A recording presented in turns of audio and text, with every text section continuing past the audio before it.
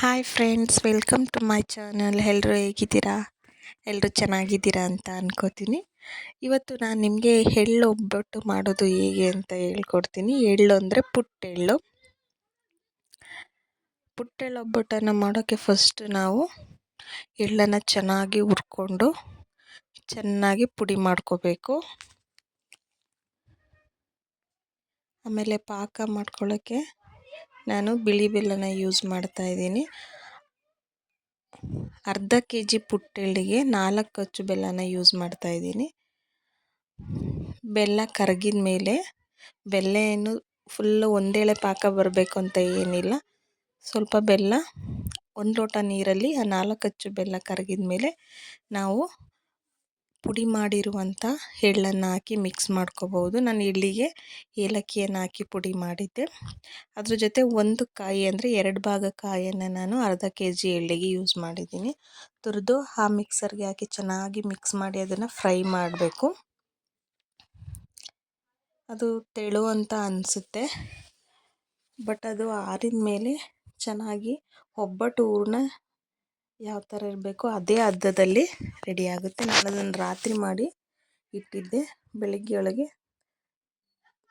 ಚೆನ್ನಾಗಿ ಗಟ್ಟಿಯಾಗಿತ್ತು, ಅಂದರೆ ತುಂಬ ಗಟ್ಟಿಯಲ್ಲ, ಹೂರಣ ಅದಕ್ಕೆ ಗಟ್ಟಿಯಾಗಿತ್ತು.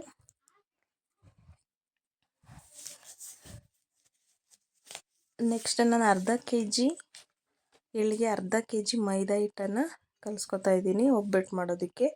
ಅದಕ್ಕೆ ಕಲರ್ಗೆ ಸ್ವಲ್ಪ ಅರಿಶಿನ, ರುಚಿಗೆ ಸ್ವಲ್ಪ ಉಪ್ಪು ಹಾಕಿ ಚೆನ್ನಾಗಿ ಮಿದಿಬೇಕು. ಅದನ್ನು ಚೆನ್ನಾಗಿ ಎಷ್ಟು ಆಗುತ್ತೋ ಅಷ್ಟು ಮಿದ್ದಷ್ಟು ಒಬ್ಬಟ್ಟು ಕಟ್ಟಾಗದೆ ಚೆನ್ನಾಗಿ ಬರುತ್ತೆ. ಒಂದು ಸಲ ಚೆನ್ನಾಗಿ ಮಿದ್ಮೇಲೆ ಅದಕ್ಕೆ ಎಣ್ಣೆನ ಚೆನ್ನಾಗಿ ಮಿಕ್ಸ್ ಮಾಡಿ ಚೆನ್ನಾಗಿ ಮಿದಿಬೇಕು.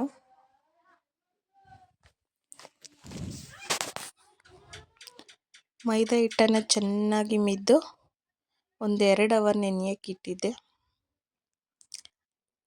ಮೈದಾ ಹಿಟ್ಟು ಚೆನ್ನಾಗಿ ನೆಂದಷ್ಟು ಒಬ್ಬಟ್ಟು ಚೆನ್ನಾಗಿ ಬರುತ್ತೆ. ಮೈದಾ ಹಿಟ್ಟು ಚೆನ್ನಾಗಿ ನೆಂದಿದೆ.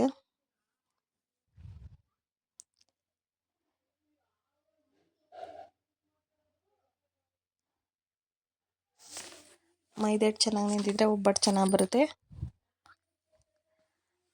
ಒಂದು ಅರ್ಧ kg ಮೈದಾ ಹಿಟ್ಟಲ್ಲಿ ನಾವು ಏನಿಲ್ಲ ಅಂದರೂ ಒಂದು 25-30 ಒಬ್ಬಟ್ಟನ್ನು ತಟ್ಬೋದು.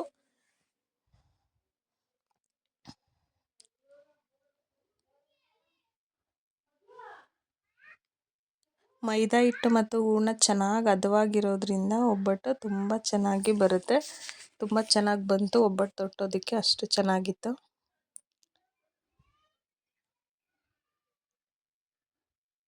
ಎಳ್ಳೊಬ್ಬಟ್ಟನ್ನು ಈಗ ಯಾರೂ ಅಷ್ಟಾಗಿ ಮಾಡಲ್ಲ. ಇದು ನಮ್ಮ ಅಜ್ಜಿ ಮಾಡ್ತಾಯಿದ್ರು, ನಮ್ಮ ಅಜ್ಜಿ ರೆಸಿಪಿ ಇದು. ನಾವು ಚಿಕ್ಕ ಮಕ್ಕಳಿದ್ದಾಗ ಮಾಡಿದರು. ಈಗ ನಾನು ಎಳ್ಳೊಬ್ಬಟ್ಟೇ ತಿಂದಿರಲಿಲ್ಲ. ಈಗ ಮನೇಲಿ ಎಳ್ಳು ಸ್ವಲ್ಪ ಇತ್ತು, ಅದಕ್ಕೋಸ್ಕರ ಟ್ರೈ ಮಾಡೋಣ ಅಂತ ಎಳ್ಳೊಬ್ಬಟ್ಟನ್ನು ಮಾಡಿದೆ. ಬಟ್ ತುಂಬ ಚೆನ್ನಾಗಿತ್ತು ಎಳ್ಳೊಬ್ಬಟ್ಟು. ಎಳ್ಳು ಕಪ್ಪಗಿರೋದ್ರಿಂದ ಒಬ್ಬಟ್ಟು ಸ್ವಲ್ಪ ಕಲರ್ ಕಪ್ಪಾಗೆ ಬರುತ್ತೆ. ಬೇರೆ ಒಬ್ಬಟ್ಟು ಥರ ಕಲರ್ಫುಲ್ಲಾಗಿರಲ್ಲ. ಕಲರ್ ಹೀಗಿದೆಯಲ್ಲ ಅಂತ ಅಂದ್ಕೋಬೇಡಿ. ಕಲರ್ ಯಾವುದೇ ಇದ್ದರೂ ಕಪ್ಪಾಗಿದ್ರೂ ಕೂಡ ಒಬ್ಬಟ್ಟು ತುಂಬಾ ರುಚಿಯಾಗಿರುತ್ತೆ.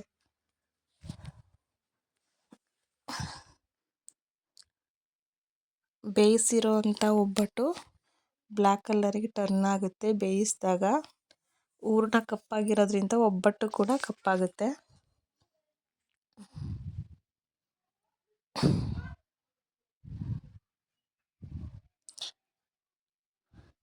ಒಬ್ಬಟ್ಟಿಂದು ಹೂರಣ ಮತ್ತು ಮೈದಾ ಹಿಟ್ಟು ಚೆನ್ನಾಗಿ ಹದವಾಗಿರೋದ್ರಿಂದ ಒಬ್ಬಟ್ಟನ್ನು ಬೇಗ ಮಾಡಿದೆ. 1/2 ಅವರಲ್ಲಿ ನಾನು ಅಷ್ಟು ಒಬ್ಬಟ್ಟನ್ನು ತೊಟ್ಟಿದ್ದೆ.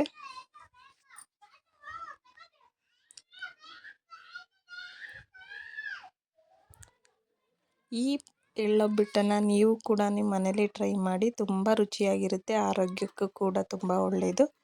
ಈ ಕಾಲದಲ್ಲಿ ಅಂದರೆ ಚಳಿಗಾಲದಲ್ಲಿ ಎಳ್ಳನ್ನು ತಿನ್ನೋದು ಆರೋಗ್ಯಕ್ಕೆ ಒಳ್ಳೆಯದು, ಸ್ಕಿನ್ಗೂ ಕೂಡ ಒಳ್ಳೆಯದು.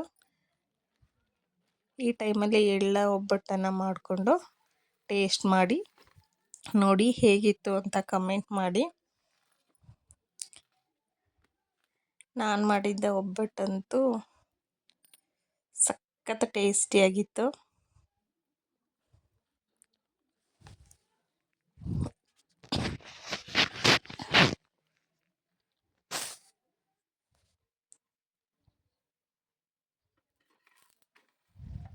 Thank you.